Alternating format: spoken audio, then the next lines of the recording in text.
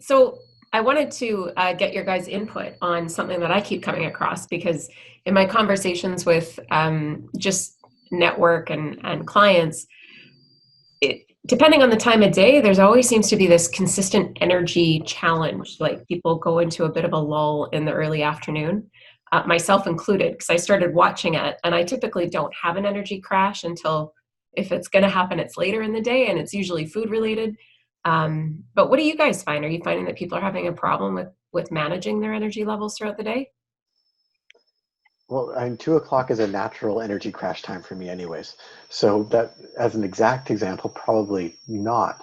But in general, I'm finding people I talk to are down a lot more right now. Yeah, yeah. Do you guys, Dave, Rafe, are you finding that too? I think it depends who you talk to. I mean, I know that I've been quite busy of late. There's a lot going on with one of my clients. And so when you've got stuff to do, it's easy to remain motivated. I think having some degree of consistency and pattern about what you do also helps.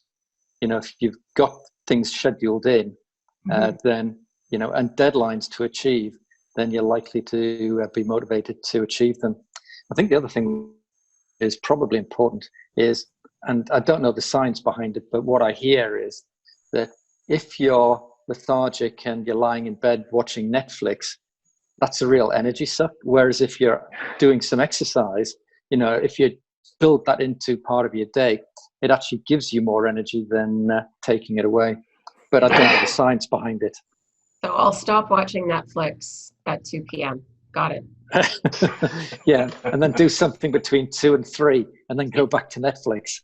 And one of the things that Rafe said I've run into with a lot of the businesses I've been talking to is those that have a plan and are moving forward and are actually working on achieving goals, even if the plan's not exact, even if they don't know the destination, their teams aren't running into the same kind of mental blockage that you run into when you're just sitting there being really worried about getting the germs and wondering what you're going to do next.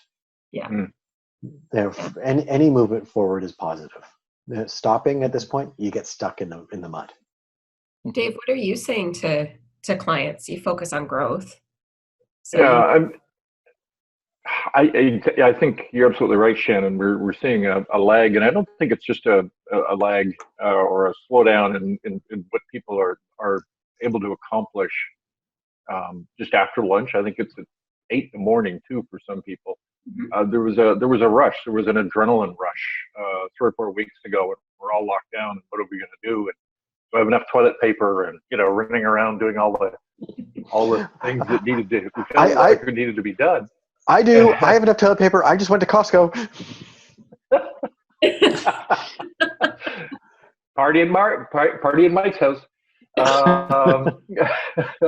No, and I think we've kind of dropped off that world is ending. I've got to prepare for it. High, and we're down into this valley of this new reality is different, and I'm not quite sure what to do. And to Mike's point, I'm also seeing that there's so much distraction. You're seeing 3 or 4 webinars a day. I could watch that. I could do this. I could do that. And you really have to, I think, apply what matters, filters on this stuff. What do I need to do? What do I need to work towards? And as Mike said, as you're working as we do in the family here and the team, what are the things we need to accomplish together, and when do I need to get that done for everybody else? Yeah. I really think that's, nothing's changed. You still need the goals and objectives, but it's really, really important that you figure out how to get to them yourself. Yeah. It's the purpose that you're serving with all those activities that you're doing. Yeah. Well, one of the things that I've been involved with is there's a group of friends and we all exercise together. Except obviously we don't now because we're exercising apart, but we've got a daily challenge which is set by one of the guys, and we're all using an app and we record every day. And we started off and it was, to do 30 days of consecutive exercise. Mhm. And we came to the end of that 30 days yesterday, so we all celebrated. But we've now decided that we want to extend it, and we've pushed it forward, and we're going to do a 100-day challenge now. But Whoa. the nice thing about it is we self kind of motivate each other, because, you know, at the end of each day, we do a little critique about how we found the exercise and where we were falling short and what we need to work on. And it's great kind of seeing the comments of the other guys, and it really kind of builds you up and think, okay, well, I'm going to do better tomorrow, and I'm going to beat my personal best, and all those kind of things. And those sort of things weren't happening pre-CV19. But there's a lot of things like that which are happening now, which builds a community around you, albeit a virtual community. And that helps to keep you going. Group accountability is great, isn't it? Oh, It is. Yeah, we lost Rafe. We did. His connection must have dropped.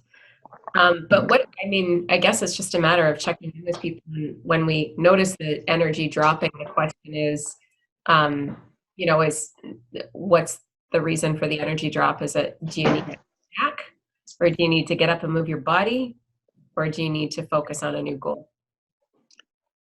How can we help you? I think that's a really interesting observation, and I hadn't thought about it until just now. But what I do find that when I'm working from home, I tend to be a little bit more stationary than when I'm in the office. In the office, there's lots of kind of interaction. You're moving around, you're talking to people, you're going to get a coffee.